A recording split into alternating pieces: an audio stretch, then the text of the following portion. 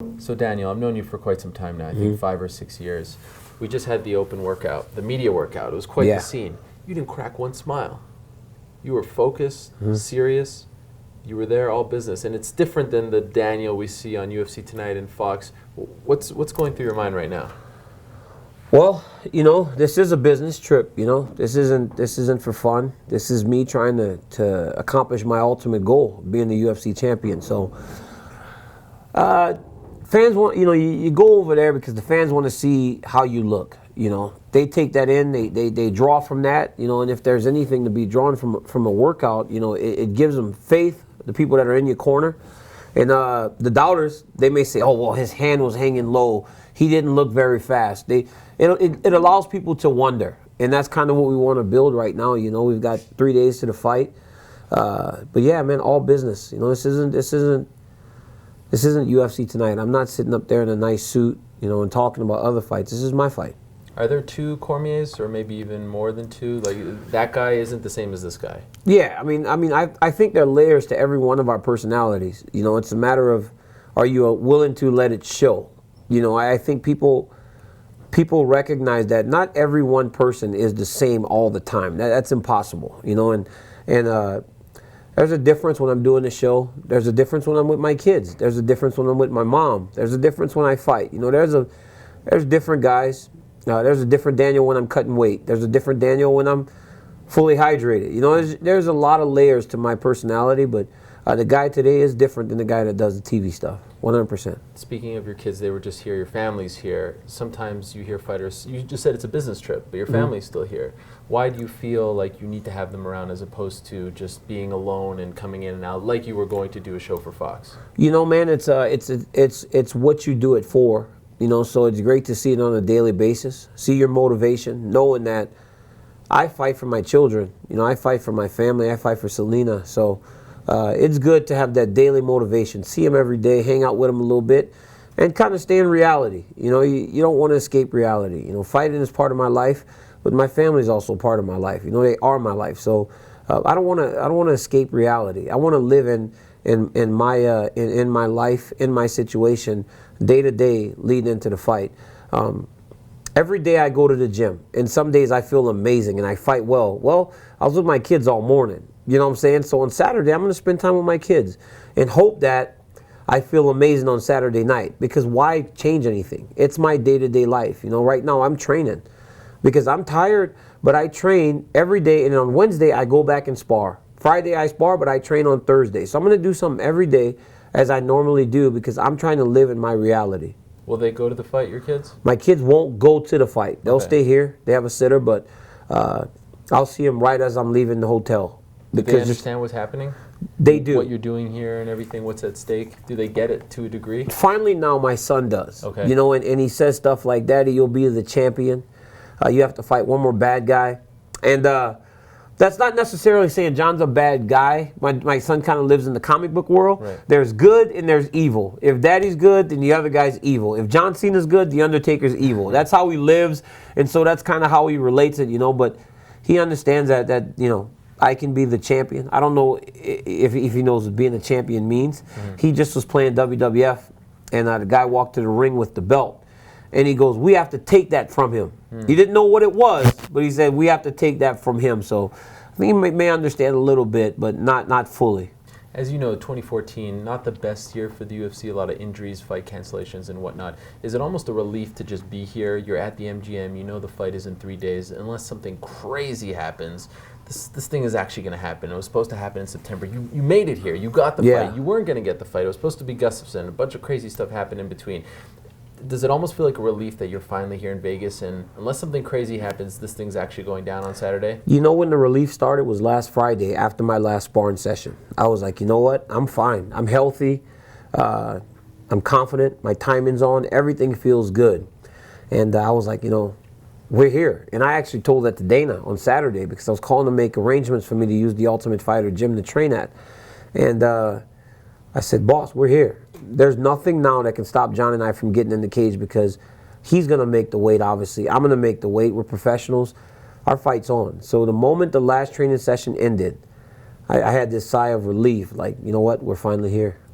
Do you dislike Jon Jones as a person? Like, does the sight and the thought of him, the idea of him beating you in a competition, giving you your first loss, does that kill you inside? Like, do you really dislike this person? Because that's the way this fight has been built. Bad blood, right? Mm-hmm. The brawl, all that stuff. But is that accurate? My whole thing with Jon and I is this. When I pushed Patrick Cummins, I shoved him away from me. I didn't go high up on his shoulders or anything because, I pushed him off. Like, get away from me. First time I got close to him. With Jon Jones, it's like I pushed him here, and it was more malicious. The push was more malicious because of the ill will and the hard feelings I have towards him. And his response showed how he feels towards me. So it doesn't matter what he says. He could say, well, it's not that big a deal. I think it's petty. That's not true. That's not true. You don't go and fight in that way, in that situation, especially a guy that's so guarded, if you don't have real bad feelings towards someone. So yeah, I believe 100% he dislikes me. I dislike him, But more than anything, the idea that he could beat me at something drives me insane. I do not want to let that happen. Not only because of the personal stuff, but competitively, I don't want to go and live my life knowing that he's better than me at this sport that we both are doing right now. Because when we look back on the careers, first thing we chose was wrestling. I was better. I made it to the top of that sport. I went as far as I could go without being an Olympic champion. He didn't, so I was better in that.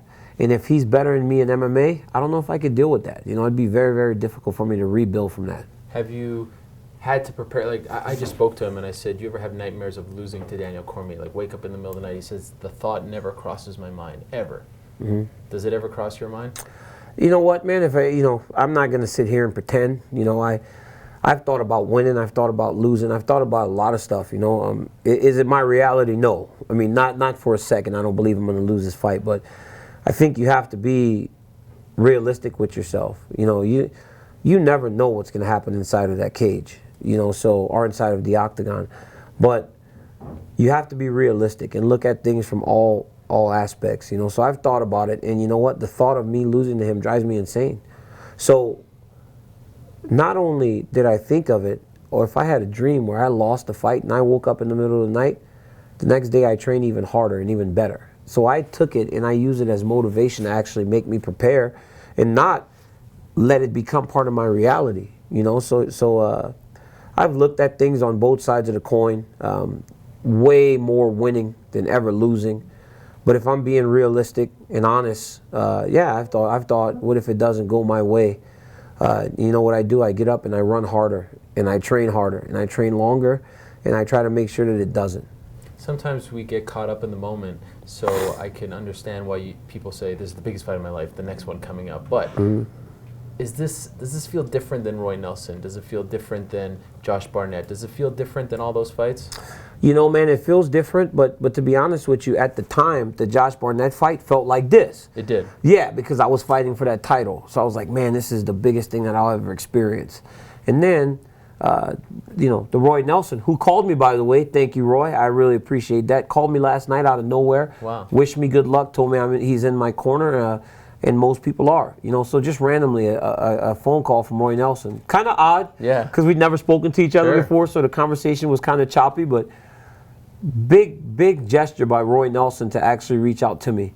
But back to the question, in my UFC fights it feels bigger because just all the people, the MGM Grand, the title. If you're preparing to fight for a belt, it should feel bigger. You allow it to be what it is, and that's exactly what I'm doing. Allowing it to be what it is, the biggest fight of my life against the #1 pound-for-pound fighter in the world for the championship. It should feel bigger. The only way it doesn't feel bigger is if you don't let it. You said most people are in your corner. With Jon, it almost feels like we're obsessed with talking about, is he real? Is he fake? Should he go heel? Should he go face? With you, we don't talk about that. You seemed universally liked by everyone. It's very hard to find someone saying bad things about you. It reminds me of Tony Gwynn in baseball. Everyone loved Tony Gwynn. Yeah, he was kind of this jovial guy. He was like everyone's uncle. Why do you think people feel that way about you and feel that way about him? Well, I was talking to Chael Sonnen, and this guy, we were doing this podcast, and he said something that made the most sense in the world. He goes, "You're a good guy, Ariel. Casey's a good guy. I'm a good guy. Jon Jones is probably a good guy. But none of us, we're not the best guy. We are not the best. You know, you're not going to meet every person in this world and they're going to say, well, Daniel's just the greatest guy in the world, you know. You may get that every now and again, but you be okay with being a good guy, you know. They get that with me. What you see is what you get. A lot of times I'm very emotional. Like I get worked up and I kind of wear my emotions on my sleeve. But with a person that's guarded or a person that tries to project something, you start to question. And I think that's what happened with Jon. It's like, Jon, you're a good guy. Don't try to be the best guy. You know, you're okay. Be okay with just being a good guy. To the people that you are close to, you're probably a great guy. But to everyone else, you're probably just a good guy. You don't have to be the greatest person in the world to everyone. And when you start trying to be that, I think it turns people off of you. You know, Jon, you're funny, you're athletic, you're gifted, you're the champion, you're good looking. There's a lot of things about you that's good, but it's not the greatest. You're not the greatest thing in the world. And I think that's when people start to question. How do you think he feels about you? Like, do you feel like he respects you? Do you feel like he considers you the first legitimate threat to his throne? How do you think he feels about you deep down? Deep down, I don't think he really feels that much. You know, not necessarily much. You know, I don't think he's very threatened. I think he feels like he's going to probably run away with this fight as he has in a lot of his others. I don't think he respects me athletically, you know, as for the things that I've done in MMA or the things that I've done in wrestling. I don't think he really has that level of respect for me, and that may be because of the personal relationship that we have. It may be like blurring his vision, but I don't think he has that much respect for me in that regard. Competitively, you know, maybe if he delved a little deeper into who I am, he could find some things that he respected about me. But right now, I don't think there's very much that he actually likes or respects about me. It seems like, and correct me if I'm wrong, deep down it bothered you when he kind of took a shot at your physique and questioned whether or not you're an athlete. You were referring to that today about, you know, that let's talk about who's the athlete here. I could do a lot more than just be a mixed martial artist. Why did that bother you so much? Well, because, you know, like, listen, with social media, there's no hiding behind these comments anymore. You say something like that, it's going to get back to the person. So I see that. And then I see a video of Jon trying to dunk a basketball. And it had to be single-handedly the most unathletic thing I've ever seen in my entire life. I don't know. It was so bad that it's to the point that I believe it's fake. Like somebody made that up. That was Photoshop. There's no way a guy with a 7-foot wingspan cannot dunk a basketball. But it's been, a lot of people have told me that he can't. So when you think of athletes, okay? It's not the tallest, it's not the strongest, it's not the biggest. It's the person that can actually do athletics. So when you look and you look back, and I've done some things in my athletics career that says that I'm a fairly decent athlete. I'm not the best athlete, but I'm a fairly decent athlete. It doesn't matter how my physique is. It doesn't matter how I look. It's just another one of those kind of nose up in the air type comments that you don't expect from a guy in that position. You know, he should be a little more well thought than that. You know, a little more versed than to think, well, this guy doesn't look like an athlete, so he's not. Roy Nelson is an athlete. Just because he doesn't look like it, Roy Nelson is an athlete. Charles Barkley didn't look like the best basketball player, but look at this dude. You know, you get guys like Jerome Bettis. Jerome Bettis was one of the best running backs in the NFL history. You wouldn't have thought that when you saw him. You probably would have thought that Jerome Bettis was a fullback or like an offensive lineman. But he was one of the best that there ever was.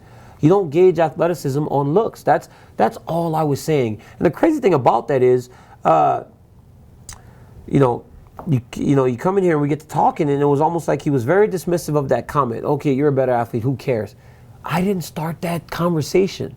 He started that conversation on athletics. So I followed up on it after seeing all this other stuff. So I think I think a lot of that is just like with Jon, you know, you kind of got to take it all with a grain of salt. You know, I'm not necessarily sure he thinks things through before he actually says them. But once again, you know, when you look at our athleticism and you look at our rap sheets, you know, you look at everything that we've done over the course of our careers, you'd probably find more impressive athletics resume on my behalf than on his, because he's a great mixed martial artist, but I don't think I've ever seen a guy with arms and tall like that can't dunk a basketball. That seems That seems pretty unathletic if you ask me.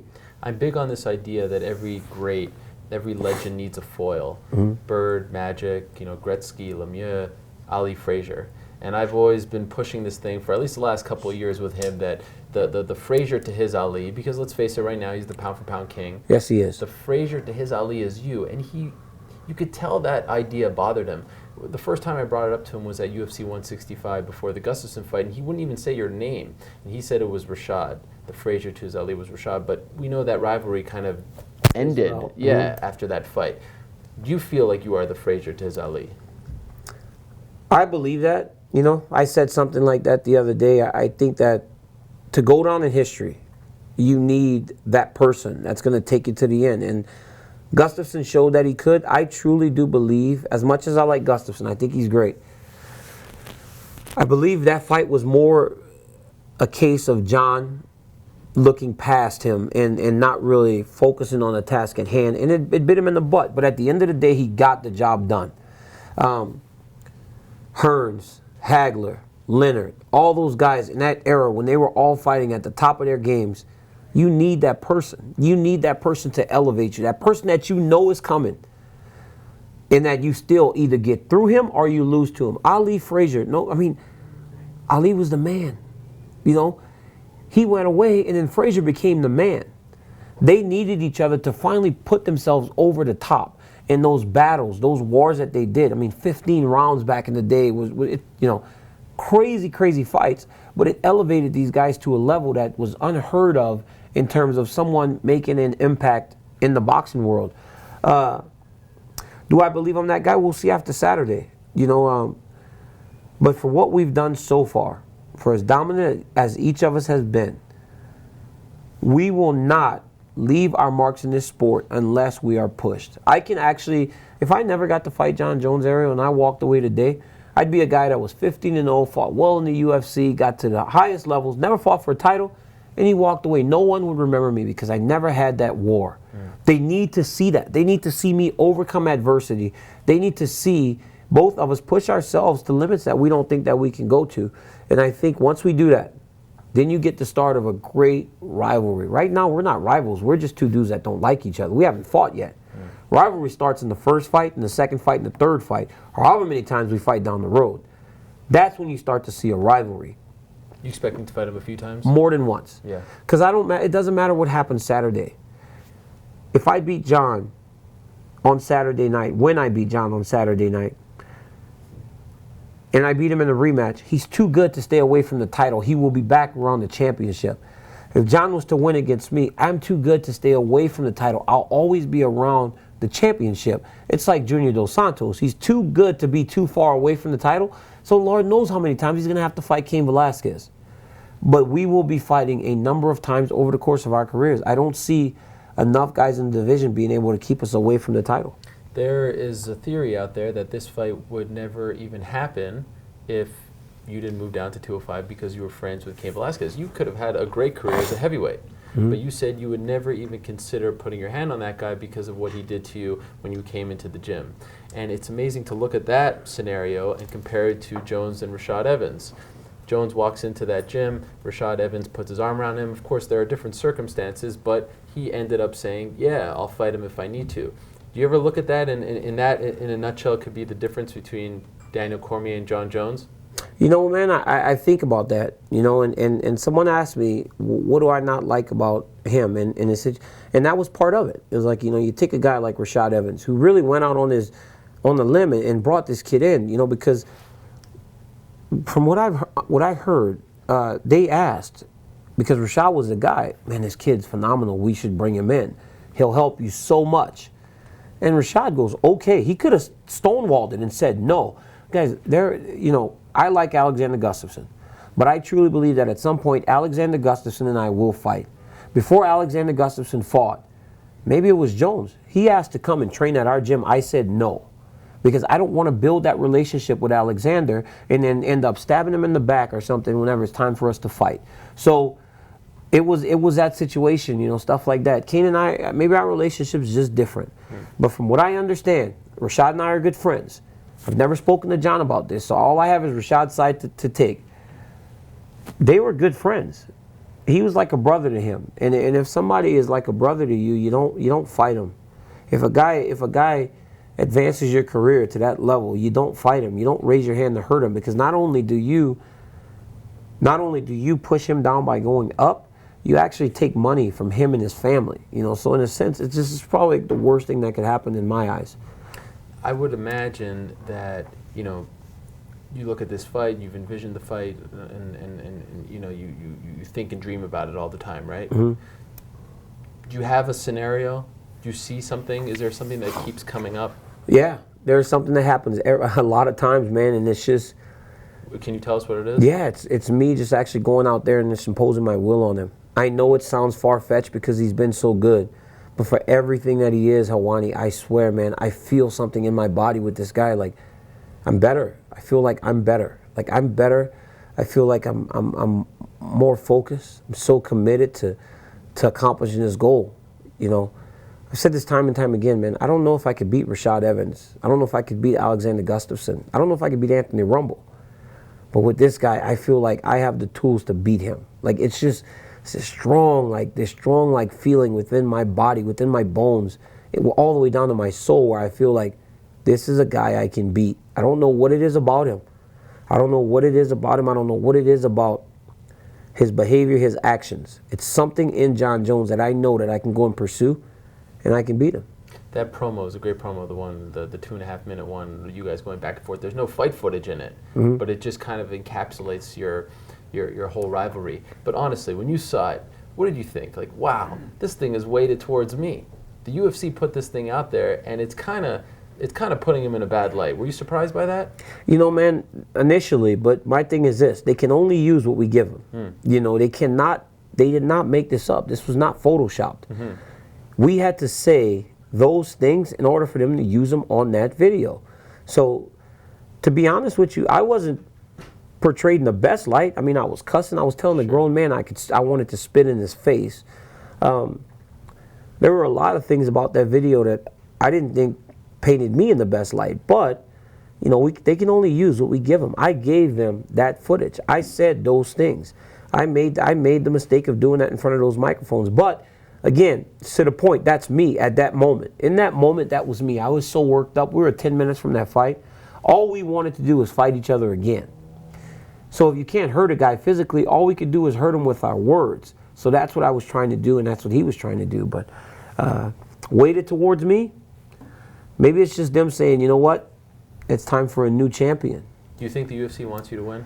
I wouldn't say that. No. You know, I wouldn't say that they want me to win. I'm pretty sure there are people within the organization that probably would secretly root for me, secretly root for him. But, you know, if you want a champion that's going to represent the sport and the league in the best light, you know, I'm that guy. You know, I won't make some of the mistakes that he's made, and a lot of those mistakes were made when he was very young. So lately, Jon hasn't done anything to put a bad mark on the sport. You know, he's getting better. I said something the other day. I saw Jon handing out clothes to homeless people on Christmas. That's all I want. That's all I want from my champions. Those types of actions. You know, and if that was him from the very beginning, and that's what we always got, I'd have no issues with Jon Jones. But that's what I want from my champions. I want a guy that is willing to go out and represent this sport and represent the UFC in the way that we need to be perceived. And at times, you know, he hasn't done that. I'll wrap up in a second. I really appreciate the time. How's the weight? A lot of people always are concerned about the weight. How is it? My weight's great, man. I was 11 pounds over this morning. So that's better than usual? It's way better. Like normally at this time, I'm like 221, 222, like 16, 17 pounds over, because I don't really cut weight until Thursday night. I mean, last night, this table, you know, we're using it for dinners. Like last night, we all sit at the table, me and my whole team.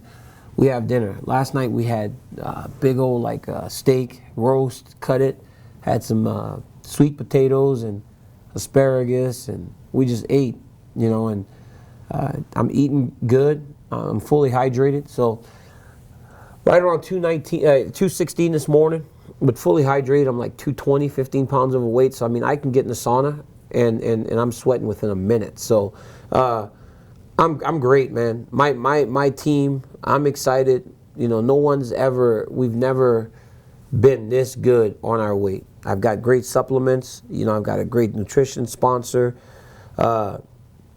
Everything's kind of come together in regards to weight. Now, the most telling part about this is that I'm 216 and 217, 220 right now, and I haven't even put a pair of plastics on yet. I'm not going to do that until Thursday evening.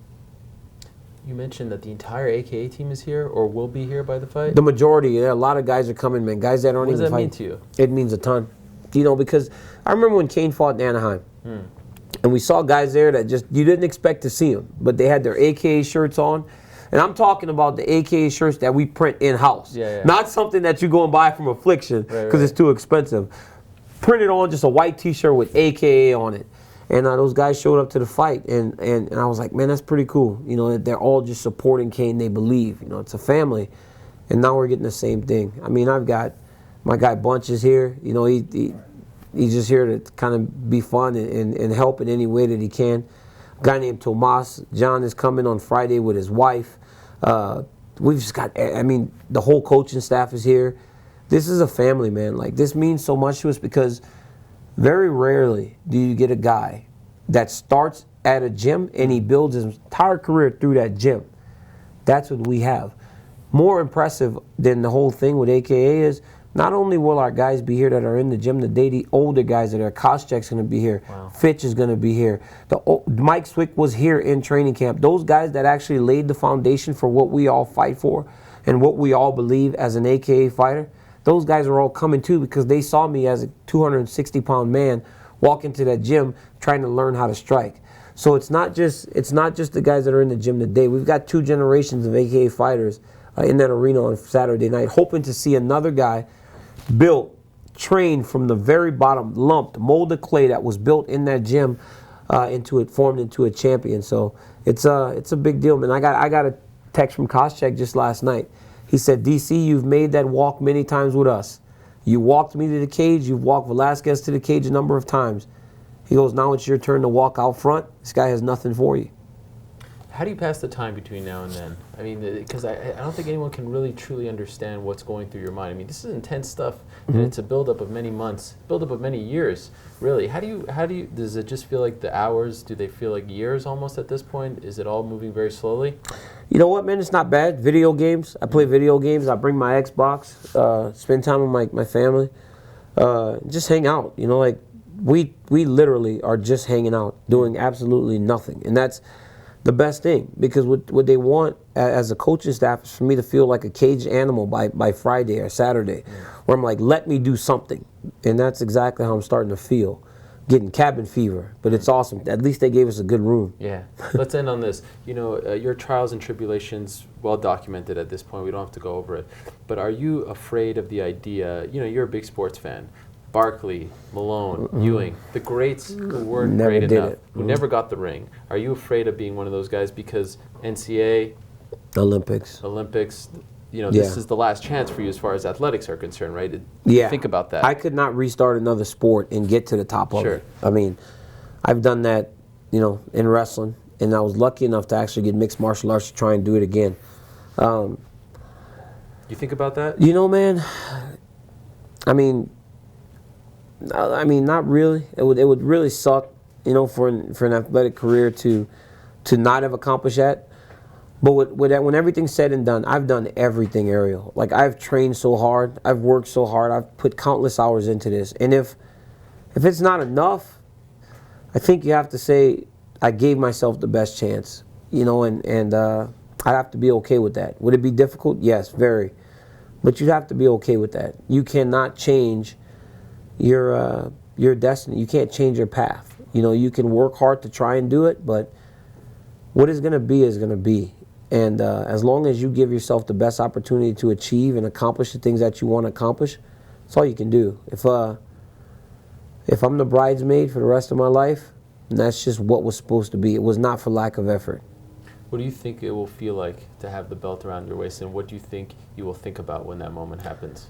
The moment they put the belt around my waist and completion, it'll be it. Like, finally, the culmination of a lifetime of athletics. I've been doing this stuff for so long. Like, every time I get stuff from my old coaches, all my old friends, they say 20 years you've been after this. Like 20 years. Like I've been competing at a high level for 20 years. And it would be like, finally. You know, I heard Robbie Lawler saying finally when he walked out of the cage. And I think that's kind of what I would be feeling. Just completion. Like, man, after all those hard summers, 100 matches a summer trying to be the best, didn't happen. All those hours spent in Oklahoma State wrestling room, it didn't happen. The Olympic Training Center, it didn't happen. It was all because of this. Like, I'm supposed to be the man in this moment. I'm supposed to beat the best. You know, like, it's why everything has been the way that it is. You know, so yeah, completion and just like, it felt good. Like Josh Barnett, that felt great. But this one would feel like completion. I may do that thing in the Olympics, I don't know what's called, the hammer throw, and just flick the belt into the crowd or something, you know? Spin, and just launch it. Like, I don't even want it. It's just too good. But completion, you'll still keep going, right? You're not going to retire. No, I'm not going to stop. Okay, but all right. It'll be like I got to the got top. it, yeah. Then I can accomplish. You're the man. Then I'm the man. I can finally say I'm the best in the world at something. I was close in NBA 2K10. I was number 48 in the world. Thank you, Daniel. No Best problem. of luck, Thank man. you. Thank you so much. So Breaking news. Breaking news. We just finished the interview. We were all packed up. We were leaving, and you dropped this bombshell on me. So now we have to restart the whole thing. I received a text message. On our plans that got backed up. I was supposed to train with Master Segal tonight, but his flight got changed because of the private plane that he was flying on got moved to tomorrow. So he'll be in tomorrow. And he said that he's got some stuff he wants to show me that he believes will work against Jon Jones. So my mom loves him. He's going to come and meet my parents. And then we're going to go and train a little bit. Wait, how did this all happen? The Honorable Sensei Segal reaches out to you. He texts you to say what? I mean, he'll be here. You know, he wants to be here for you. Yeah, he wants to be here to support me in my cause. Have you trained with him before? Little bit. I did once. We were at the Mandarin Oriental Hotel. I went to his hotel room and he showed me some holds that were pretty effective. I can honestly say I've used them. When was this? This was July, 2 years ago. Okay. Because he called me up. I went up to the Mandarin, went into his suite, showed me a couple moves, man. It was actually a pretty cool experience, actually. And you've used them in fights? I've used them on my friends. You know, sometimes we play video games. Okay. I use them. I'll break out a move, but I mean, it works. It really could work. So he reaches out to you and says what for this fight, the biggest fight? First off, it wasn't him. It was Justin McCulley. Okay. Is his assistant. Really? Justin McCulley is his assistant. Justin reaches out to me, says that Sensei Segal wants to get together. I'm all for it. Let's get together. And so we've made arrangements. Bob Cook, my manager, has been in constant contact, making sure that we're okay to go a little bit. Does he have a game plan for you? He says he does. He completely blew my straight coach's mind when he heard him on the phone, and he said, "I've got 3 things that for you," and he goes, "One of them you're gonna get him with." Now, from stories, I'm not necessarily sure that's gonna happen. You have to believe. But you have to believe if you're learning something. Now, listen to this, Helwani. I don't know where this stems from, but I've heard stories that Jon Jones was very disrespectful to the master at some point. Yeah. So he's willing to help me. I think this is his payback. I think it is the big payback. He waited for this fight. In the moment, it's like when you get disrespected and you go back to the woods, and you start preparing your game plan, and when the time comes, you rise like the phoenix, and you come back out to the spotlight, and you gain your revenge. This is his moment for revenge. Will he be in your corner? No. He will not be in my corner. Has he asked to be in your corner? No, he did not ask to be in my corner. But we are going to do this work. And I mean, hey, listen, all joking aside, I'm willing to learn from anybody. Sure. And I mean, Steven Seagal has been involved in martial arts for a really long time. What if he shows me something that is just amazing? So we'll see what happens. There's a chance you may use what he shows you tomorrow. I will try it if it works. If I believe it could work, I will try it. Yes. You could show me something, Helwani, and if I thought it worked, I would try it. And you have no idea right now what it is? No idea. You're going to go to the gym? We will go to the gym in private. No one around? No one. No cameras. Only the people that are part of my circle will be involved in this, and will see what we will work on that evening. The stakes just got bigger. I mean, Way bigger. everyone thought this was a big deal, Breaking news. Wow. I saw him in Phoenix, and he hugged me, and he embraced me, and told me we're about to get it done. You love it. You love Master Seagal. You're giddy. This man is the greatest gift we've ever received to the sport. Look what he did to Anderson. Look what he did to Lyoto. I'm most impressed with how bad he beat Rafael Feijoa. It wasn't even competitive. That was not a competitive fight at all. The line is going to drastically move once people find this out. Let's because see. he's the good luck charm. Let's see what happens. I think you should reconsider the corner thing. Not going to happen. Okay. Fair enough.